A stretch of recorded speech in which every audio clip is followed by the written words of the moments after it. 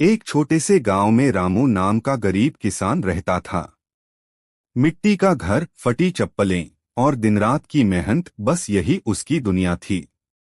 उसका बेटा मोहन बचपन से ही अपने पिता के साथ खेत में काम करता था। रामू अक्सर कहता, हम गरीब हैं बेटा, पर मेहनत कभी गरीब नहीं होती।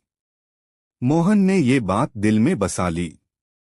वहीं शहर में एक बहुत अमीर सेठ रहता था। ऊंची हवेली, नौकर चाकर और शानो शौकत से भरी जिंदगी।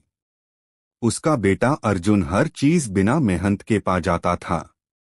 सेठ उसे समझाता, दौलत संभालना सीखो, पर अर्जुन हंसकर टाल देता।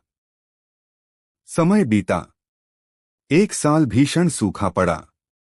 रामू बीमार पड़ गया। घर चलाने की जिम्मेदारी मोहन पर आ गई। उसने खेत के साथ साथ रात को पढ़ाई भी शुरू कर दी। लोगों के काम किए, पैसे जोड़े और धीरे धीरे उसने नई खेती की तकनीक सीख ली। कुछ ही वर्षों में मोहन की मेहनत रंग लाई। उसने अपने खेतों को हरा भरा कर दिया, फिर छोटे किसानों की मदद करने लगा। उसका नाम दूर दूर तक फैल गया। गरीब किसान का बेटा अब एक सफल और सम्मानित आदमी बन चुका था।